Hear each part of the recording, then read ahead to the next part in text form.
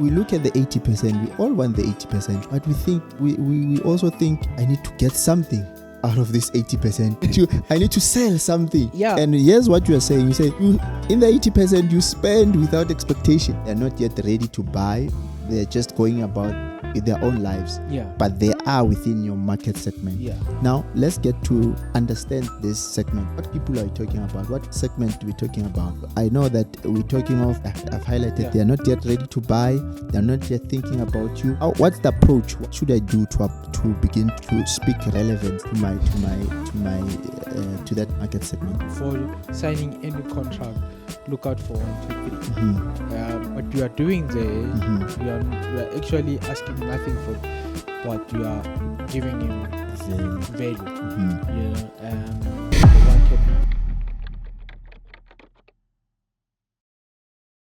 Thank you for joining us today as we talk marketing, we're talking brand and strategy.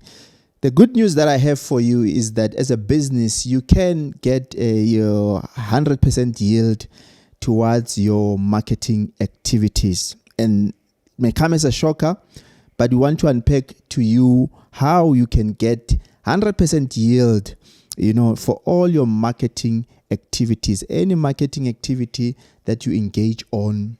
I want to take you step by step as to how you can best get yield towards your marketing activities. I'm not alone.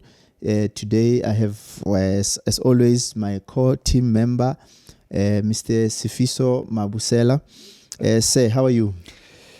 Oh, good. Can't complain.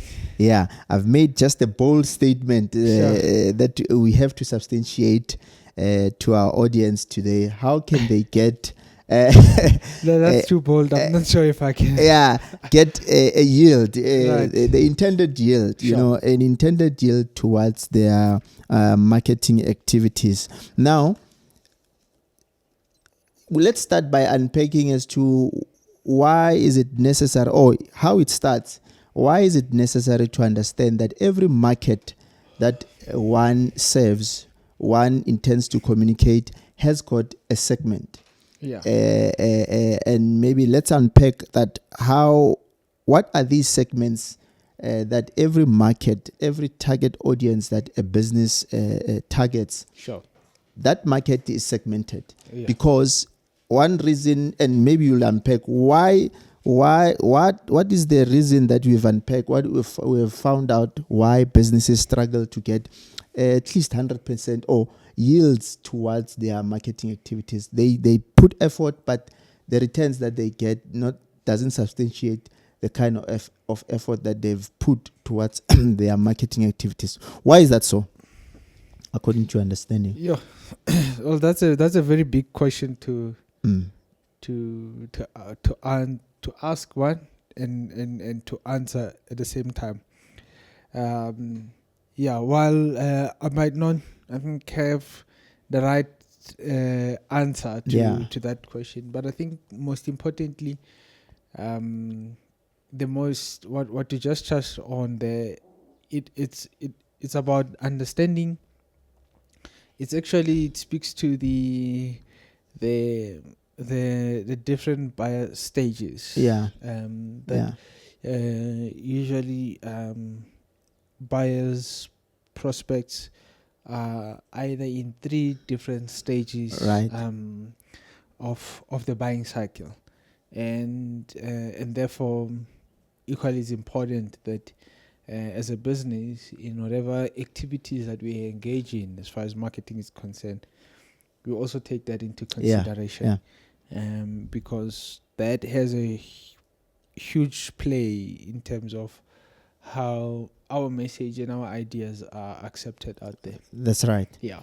So we understand that our market are buyers, right? So the market is buyers there, right? And therefore, when we do marketing activities for them, right, we need to understand as well that the communication needs to be segmented based on the stages that they are in. Maybe can you explain, because we've got what we call the marketing buyer readiness funnel. That is dissected into 3 segments. Right. That each buyer is at a different segment, and our communication strategy has to talk to each buyer at the level where they are in. Yeah. So maybe unpack for us the different kind of stages then, because I wanted us today to focus on the first stage within the funnel. Yeah. Look, there's as you said, there's a thing about 3 stages. Yeah. Where you look at the 80%, the 3%, and the 17%. Yeah. Where the 80% is essentially people, who are not ready to buy. They most likely don't even know that your business exists. That's right. And maybe also you have solutions to the problems that they may be experiencing, or they will be experiencing in the future. Yeah. Then there's the 17% in the same category who are preparing to buy. That's right. So they are usually in the information gathering stage, comparing, features there, offers from this company to that one, and just trying to inform their buying decision. Yeah. Then there's a 3%, which are active buyers. Yeah. Those are people who are actually ready to buy right now. Right. So this is just 3% in any given market category. So this then covers the whole market or segment, as you as you've highlighted earlier on. Yeah. My role on this podcast Right. is to substantiate my bold statement, right? To say you can get 100% yield. They would advise that you shouldn't be that bold. But now you've highlighted the first key. Sure. Yeah. The first key in getting that 100% yield is to understand that your market is segmented, right? Yeah. You've just highlighted the segments. 80% segment of buyers which are not yet thinking about you as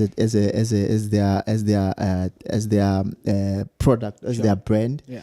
Then we move it to 17%, which they're seeking for information. They are soon to be active buyers. Yeah. And we've got the 3%. Right. Now, that's number one.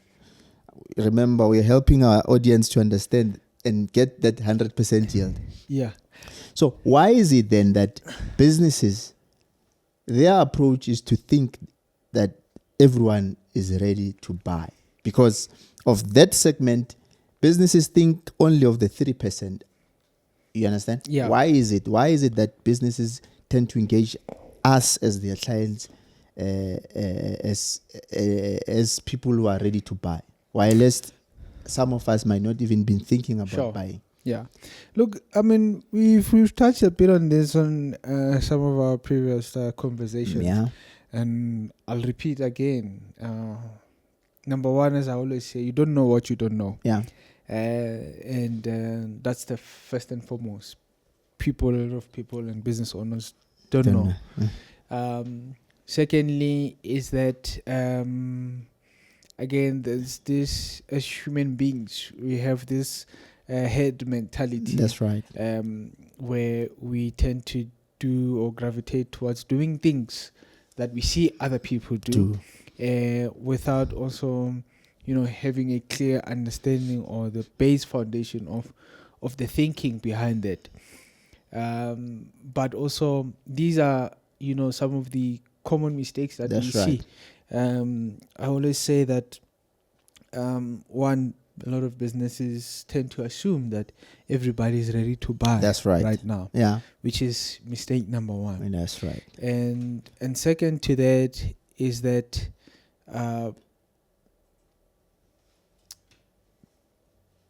people, I said this also previously, that marketing isn't about selling our services, isn't about talking about ourselves, it isn't about advertising or promoting us. Yeah. It has a lot more to do with gathering information than it has to do with dispensing the information. Mm. So we think, or we have subjected marketing to an activity where we just dispense information about our businesses, our products, our offers, our story, and we have overlooked and even not even considered a bit That's about right. gathering information. That's right. And as you would know, in any, I think, healthy relationship, it has to be, for a relationship to be healthy, it has to be mutually beneficial. That's right. And I think for me, it's been one-sided, and that's where the real problem is. Where, as a customer, I tend to feel that brands and businesses don't actually care about me. Mm-hmm. They're just caring about their bottom line. Mm. They're just caring about making a sale. And that's how we, you see the internet flooded with such kind of content. Yeah, everyone call to action, pushing people to price promotions. Yeah. So already we see that as a business, once you start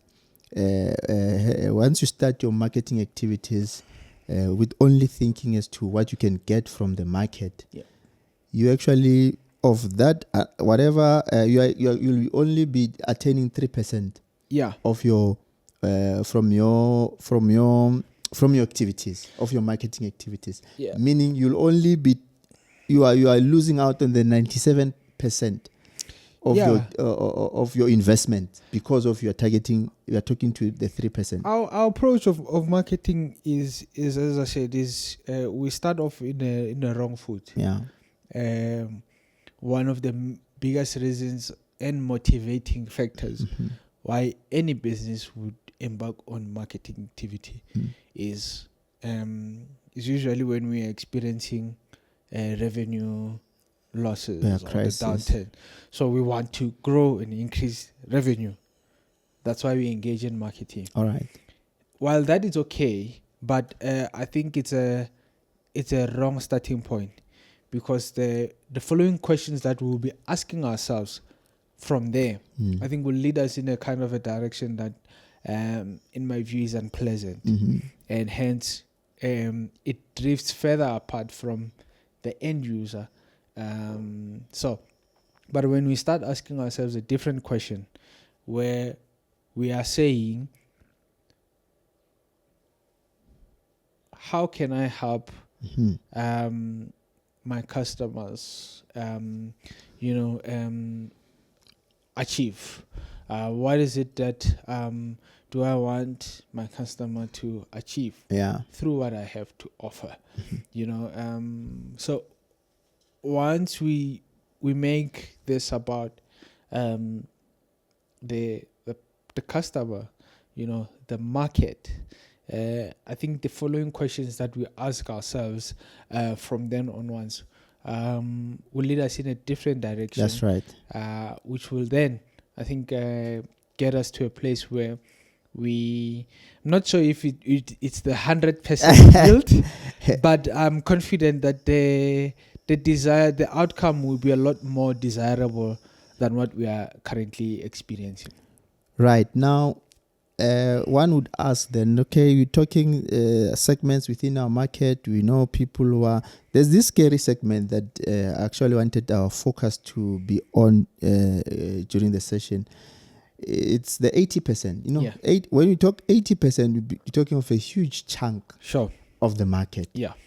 When someone would say, I've got 80% of my market segment, that person is supposed to know what they're talking about. We've just been talking of the 3% which are ready to buy, but I wanted us to take it to the 80.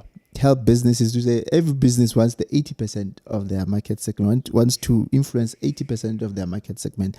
And we're finding out that those are people who actually not even thinking of you as a business, as a brand. They are not yet ready to buy. They're just going about their own lives. But they are within your market segment. Now, let's get to understand this segment. What kind of people are you talking about? What kind of segment are we talking about? I know that we're talking of I've highlighted Yeah. they are not yet ready to buy. They're not yet thinking about you.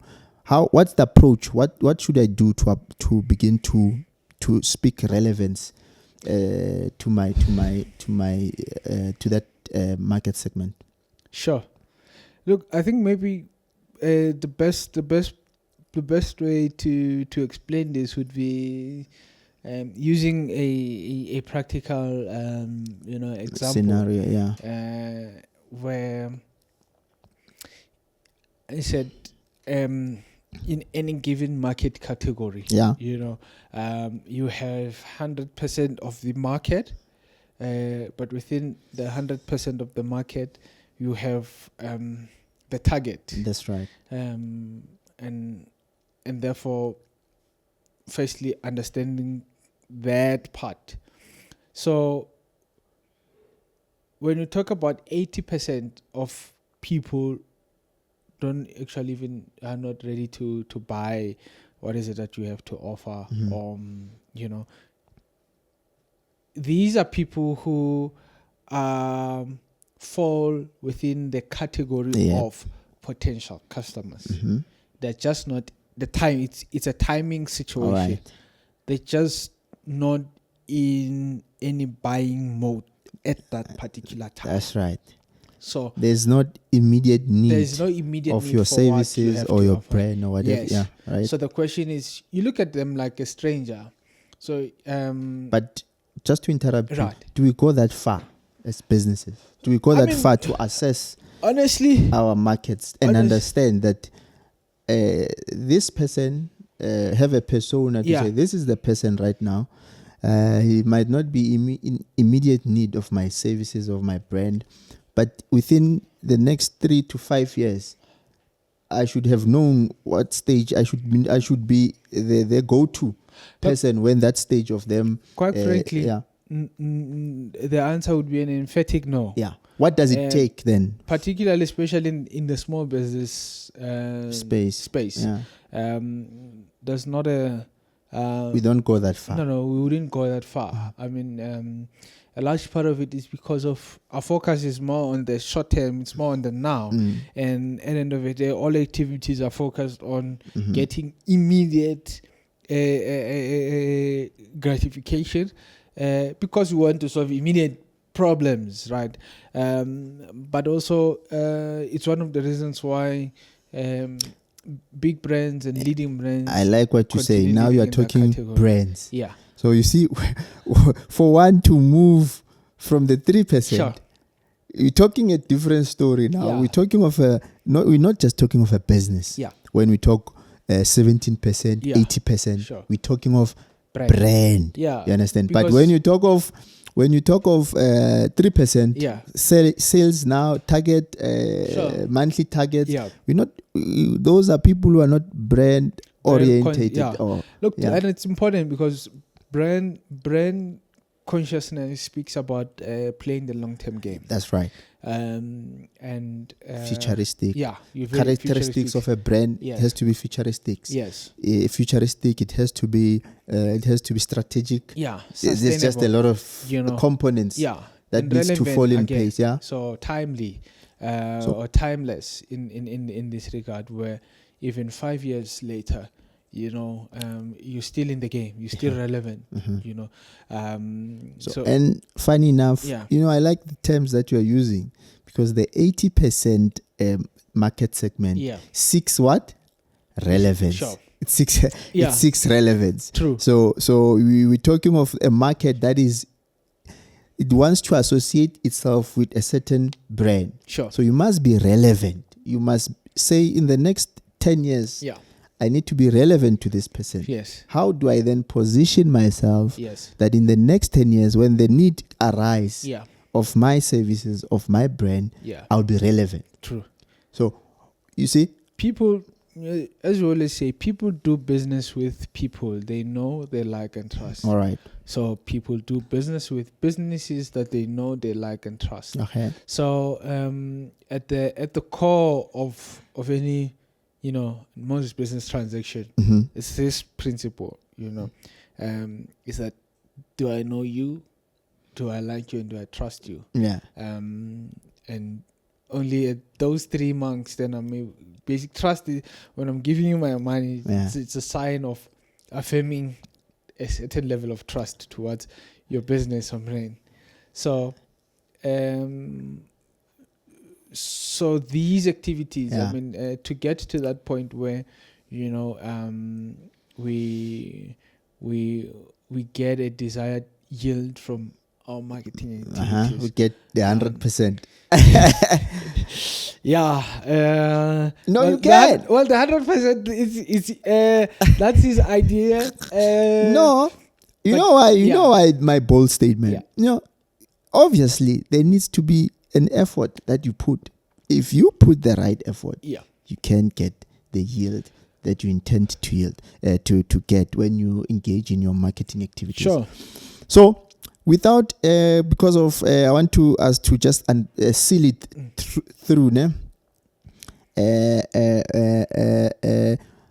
How then what activities that as a business I need to undertake to get the attention of my 80% Right. market segment? Yeah. We started by saying we've got words such you have to be a brand. Yeah. You need to don't shy away from those things. Are you a brand? Sure. Are you a brand? Are you relevant? Yeah. Are you aware Right. of the funnel? You know, so I want you to unpack then as we're helping out businesses, how do they position themselves to be able to communicate? What activities, maybe can add on those, what activities, maybe step by step, what they need to undertake to get to be relevant, to speak to people who are not thinking about anything or them in that Look, space. I think first and foremost, anything that will invest in learning more about your market. That's right.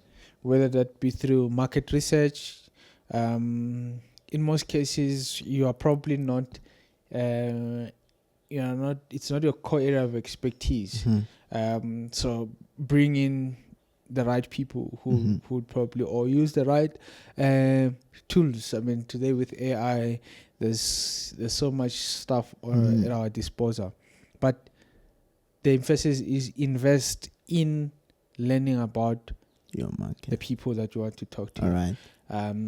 Invest in that, invest in those people.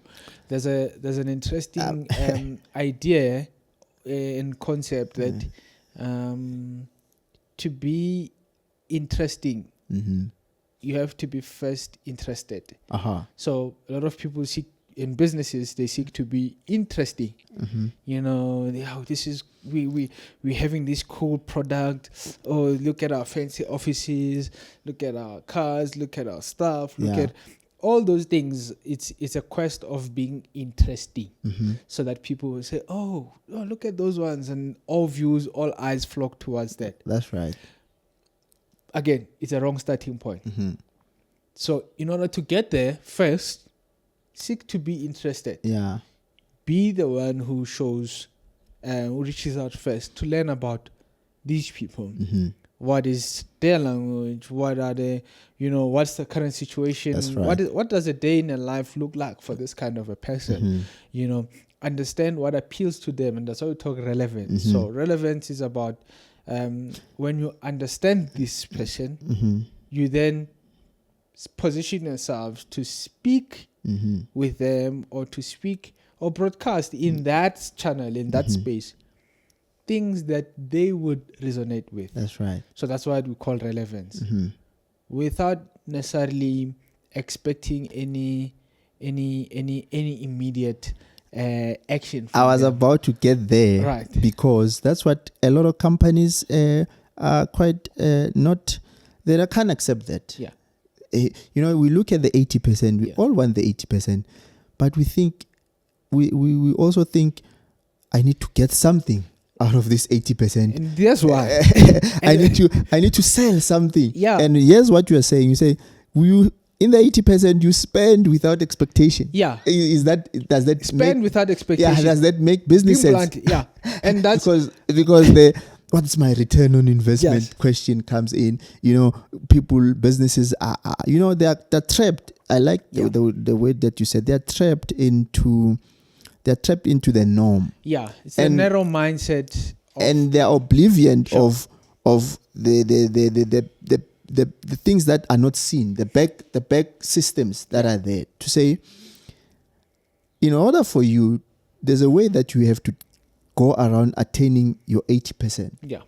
And one of those ways entails spending without expecting Yeah. a sale. It is not just it's funny because of when it comes to business, we Yeah. view this as an absurd idea. Yeah.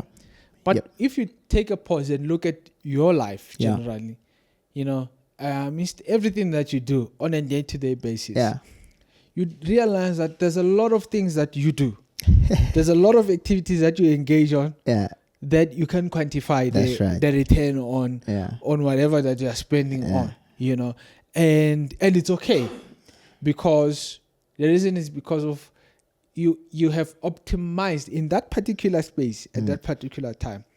You have optimized for something greater That's right. than just an immediate gratification. Yeah. And the simple thing is that what is the return on investment of sending your wife flowers at work today? Mm-hmm. But it's because that it might be difficult to quantify and measure, to say, okay, I've sent flowers, but you know that the value thereof and the long term. I mean, we can't afford not to you send. can't afford not to. It's a question. It's more of you can't afford not to send flowers. That's right. So and the same even with business, same practice. There's a lot of things that I think, as I said, the biggest challenge is this narrow mindset, where we're so obsessed with the spreadsheet and the formulas and the numbers and the numbers, and we overlook the human aspect of things. That's we right. Overlook, and purely because that's easy. The whole narrative of performance marketing, everybody's leaning towards that. Nothing wrong with that. Purely because it's the easiest thing. It's easy to can measure and quantify. But when you're talking brand, we it's not impossible to can quantify, by the way. Yeah. It's just a bit, it takes long. Mm-hmm. But it's not easily quantifiable. And these are the activities that businesses we don't want to invest in. Growing up, we always watch movies, and there's this tagline that a star or a lead starring in the movie would always say, or they get to say, that good things take time. Good things take time. So even with the building relevance, right, there's a time element there. I want to step on that on that statement you just said, to say, we're throwing in the number or the percentage, 80%. Yeah. Everyone wants it. Yeah. But are you willing to take the time? Yeah. Are you willing to walk the path? Yeah. for People you want to be stuff able that they to- don't understand, and that's the problem. We want the 80% of the market. We don't understand. We don't understand them. We don't even know. No, we don't know, but we want it, and that's the problem. You say, I want a huge market. How much of that huge market do you know of? Zilch. I want us to also look at this, our segment that we're talking Right. about, 80%. It's also known as your demand creation stage. Sure. Demand creation Yeah. stage. Because I want us to unpack it. Yeah. Demand creation. So when we talk your 80% market, we talk of demand creation stage. Right. Can you unpack what is the demand creation stage? Look, if we talk demand creation, it's about generating, opportunities for yourself. Yeah. The core of it is value. If you take any business, to say, I'm running a law firm, Mm-hmm. and as a law firm, what are practical things that I can do Mm-hmm. for my business as far as marketing is concerned Yeah, to ensure that I'm creating and generating demand for what is it that we have to offer, that's right. particularly in the 80%. So a lot of it is about giving, Mm-hmm. and giving without having an expectation, Yeah. and more of an immediate expectation, Mm-hmm. by the way. And inadvertently, it's about looking at if I'm a B2B Yeah. or commercial law firm, from a content side of things, one can say I'm creating content Mm-hmm. that seeks to help a startup business owner out there Mm-hmm. who's struggling to firstly interpret contract that they've been given by one of their uh, partners or business associates, and purely because they're not a out and out legal expert That's in the right. field. So yes, when you're starting you'll find yourself wearing a lot of caps. But as the business grows, you start to bring more heads that you'll pass on those caps and fit ones too. So it's about generating your own demand to say, I'm speaking to Lemohang, who's a startup business owner. I know at some point he's going to be engaged in partnership agreements, or he's going to be engaged in retainer clients. So what is it that I can do that would help him as a business to look out for when going through a contract? 5 steps, the do's and don'ts of drafting a contract. Before signing any contract, look out for 1, 2, 3. What you are doing there, you are actually asking nothing from him, but you are giving him value. The one can choose whether he uses that information or not. But if that information adds value in Leo Hang's life, already you have placed yourself, or Leo Hang has placed your business somewhere in top their mind. of the mind. Yeah. So by the time That in the 2-3 year stage, when now he gets to a point where he's at the 3% stage, where or even the 17. Yes, the 17%. He's looking for actually a law firm that can assist him handle all the legal matters. You've increased your chances of being preferred. So that's how we can look at demand generation in a more practical sense. Yeah. I'm smiling is because you've just explained a scenario where that law firm would then have 100% yield towards their marketing activities, because you've just highlighted that when they've done a good research, when they understand their audience, their market, they'll be able to communicate the relevant and also futuristic marketing activities, which will in turn, it will be just a no-brainer for their market not to choose them. So I just want to bring it to a close because look, well, that can be, it can be at times. Look, at times, when it can be. My take is when you have done your job right, it becomes a no-brainer for you to get that yield that you expect. When you have done your activities or your strategy and your planning correctly, I mean you can get a yield that you intend to get. Well, fair enough.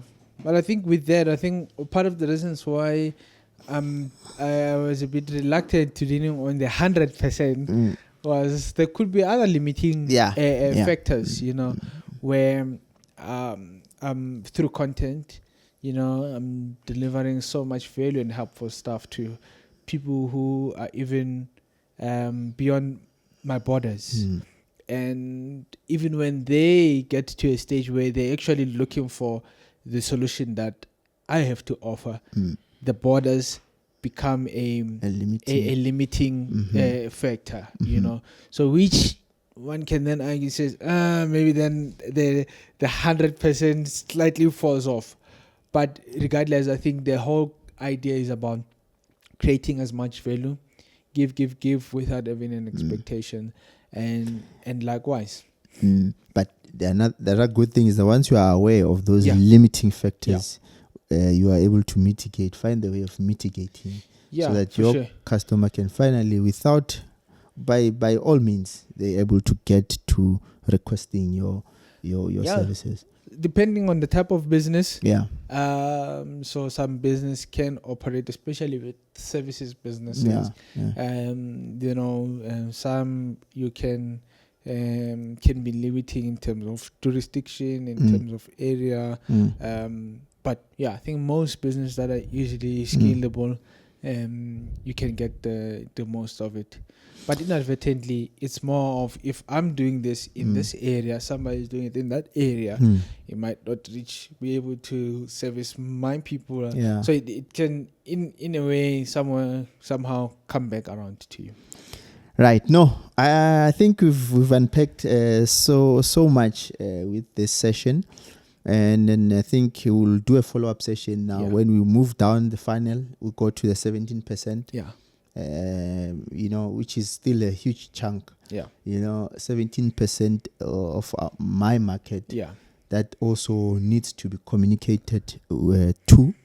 That needs to be channeled so nicely within the channel that they will eventually be my 3%. That I'll eventually be certain that I've communicated enough, I've understood them, I've offered them value.